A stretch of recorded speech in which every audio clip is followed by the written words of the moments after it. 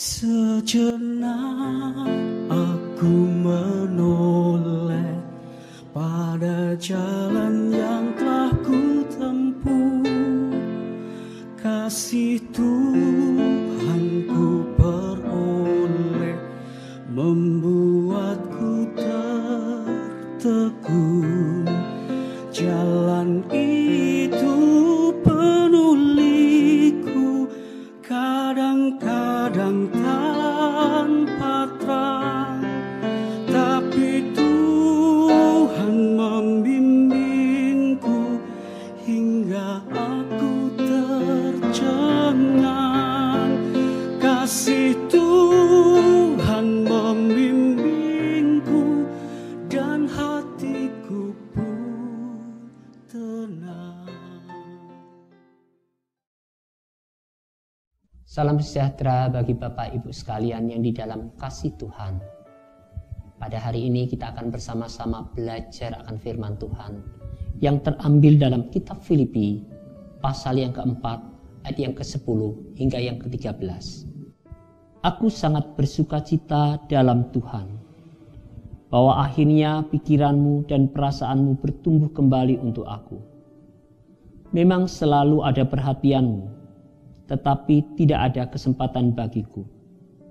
Kukatakan ini bukanlah karena kekurangan, sebab aku telah belajar mencukupkan diri dalam segala keadaan.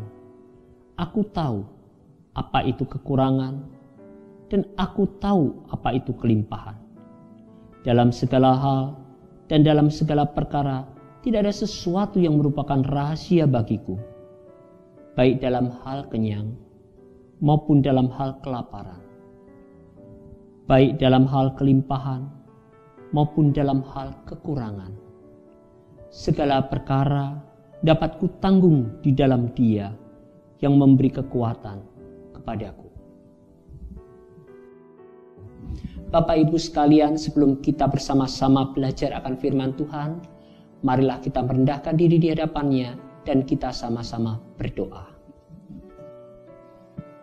Tuhan yang kami kenal di dalam nama Yesus Kristus, Tuhan yang mengasihi kami, yang senantiasa mengiring langkah hidup kami. Pada saat ini Tuhan, kami mau belajar akan kebenaran firman-Mu. Berbicaralah kepada kami, sebab kami mau mendengarnya. Di dalam nama Tuhan kami Yesus Kristus, kami berdoa. Amin. Bapak Ibu yang dikasihi oleh Tuhan, perjalanan hidup manusia itu ibarat seperti seorang yang mengayuh sepeda menuju tujuan sebuah desa tempat tinggal orang tuanya. Pada pagi hari, kita siapkan segala perbekalan, kita mengayuh sepeda kita dengan sukacita dan penuh pengharapan. Kita hirup udara segar-segar, kita melangkah maju. Tetapi di dalam perjalanan itu, tidak semua jalan itu datar dan mulus. Kadang kita menjumpai jalan yang ada kerikil, bahkan ada lubang. Terkadang kita terperosok, dan kalau kita kurang hati-hati, kita bisa jatuh. Dan perjalanan pun bukan berhenti sampai di situ. Tapi kadang perjalanan itu melewati jalan yang tinggi, yang harus kita daki, menguras segala tenaga dan kekuatan kita. Itulah gambaran dalam perjalanan hidup kita Bapak Ibu sekalian. Di masa-masa yang seperti sekarang ini, di tengah-tengah masa pandemi, kita ketahui bahwa ekonomi, usaha kita mulai sulit, dan belum lagi biaya pendidikan anak sekolah. Terkadang biaya pengobatan apabila salah seorang keluarga kita jatuh sakit. Pertengkaran-pertengkaran di dalam keluarga karena ketidakharmonisan, persoalan-persoalan, bahkan hubungan antara pertemanan pun kadang-kadang retak. Di dalam menempuh perjalanan, kadang kita menjadi berputus asa karena halangan yang begitu bertubi-tubi. Bahkan kadang kita kehilangan arah. Kita mau kemana, kita nggak tahu. Bahkan kita marah karena keadaan.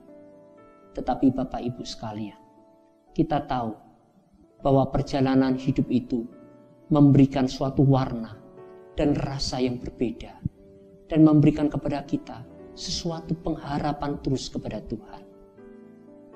Percayalah bahwa Tuhan tidak memberikan kepada kita penderitaan. Ada kalanya di dalam perjalanan hidup kita mendapat seorang teman seiring dalam perjalanan kita, menemani kita dalam perjalanan. Hingga pada satu saat ketika kita boleh duduk bersama, makan bersama, bersukacita bersama. Tetapi kadang-kadang kita bersendau-gurau dan tak luput dari persoalan yang ada, yang menjadikan kita bertengkar pula. Bapak Ibu yang dikasihi oleh Tuhan, perjalanan harus tetap kita lakukan. Kadang ada yang tinggal, mereka tinggal tetap di tempatnya. Tapi kita harus melanjutkan perjalanan kita. Dalam melanjutkan perjalanan itu tak jarang, kadang teman kita sudah sampai di tujuan, dan kita pun harus mengayuh sepeda kita sendirian. Kadang kita harus berhenti barang sejenak untuk merasakan sejuknya air yang kita minum. Kita berhenti, kita bisa menengok, untuk berpaling, untuk melihat jalan yang sudah kita lalui.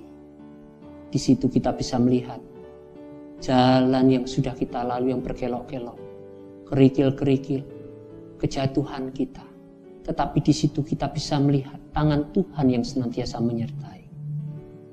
Bapak Ibu sekalian, kita pernah melakukan tindakan kebodohan. Banyak orang juga melakukan hal yang sama. Orang-orang yang sukses pun pernah melakukan tindakan kebodohan.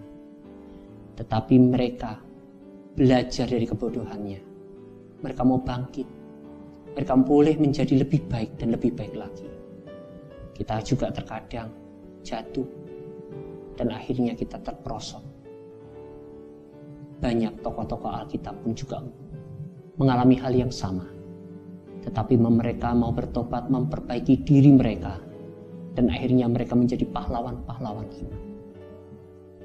Percayalah bahwa Tuhan tidak meninggalkan kita seorang diri. Bahwa Dia adalah Tuhan yang sama. Ketika Dia menolong kita dalam masa-masa kesesakan yang pernah kita lewati, Dia adalah Tuhan yang sama, yang mampu menolong kita hari ini dan hari yang akan datang. Tetap semangat. Tuhan menyertai Bapak Ibu sekalian. Mari kita sama-sama berdoa. Tuhan Yesus, terima kasih atas pimpinan, penyertaan, berkat dan pertolongan Tuhan yang boleh kami lewati dalam masa-masa sulit, di dalam masa-masa kesesakan kami. Engkau Allah yang tidak pernah meninggalkan kami seorang diri, tetapi Engkau senantiasa mendamping, mengasihi, dan memberikan kekuatan dan penghiburan dalam langkah hidup kami. Tuhan, kami percayakan perjalanan hidup kami ke dalam tangan-Mu, dan kami percaya bahwa pengharapan kami di dalam Engkau tidak pernah sia-sia, dan Engkau Allah yang tidak pernah mengecewakan kami. Hanya di dalam nama Yesus Kristus, Juru Selamat kami berdoa. Amin.